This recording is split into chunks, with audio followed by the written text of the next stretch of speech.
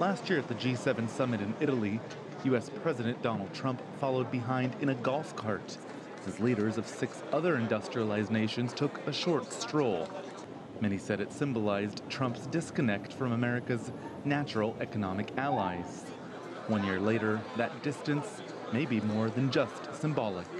This month, the Trump administration announced it was slapping import duties on steel and aluminum originating in Canada, this year's G7 host. These tariffs are totally unacceptable. Prime Minister Justin Trudeau called it, quote, insulting. The Trump administration also refused to exempt the European Union from the tariffs, angering Brussels and Berlin, Europe's biggest economy. German Chancellor Angela Merkel has not been able to rein in the American president on trade, nor diplomacy. She flew to Washington in April, urging Trump to not scrap the Iran nuclear deal.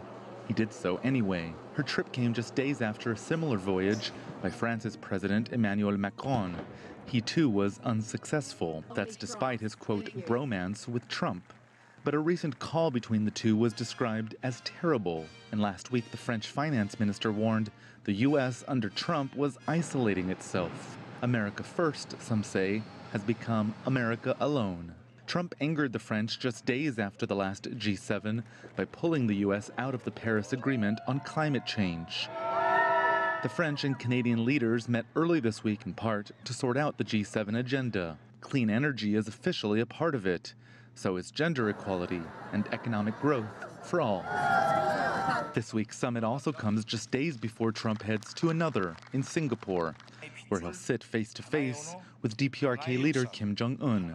The G7 meeting will also give Trump a chance to assuage fears from Japan, the group's only Asian member, that its interests in the region are being sidelined in exchange for Washington's. Trump's top economic advisor has likened the distance between his boss and the other leaders on trade to a family quarrel. This week, he said, blame the countries that broke the system. But there are powerful incentives for these 7 nations to get along. They make up nearly half of the world's GDP and have essentially served as the foundation of the global economy since the end of the Cold War. With disputes heating up between the G7 members, that stability may now be under threat. Rowie Rettenberg, CGTN in Quebec City.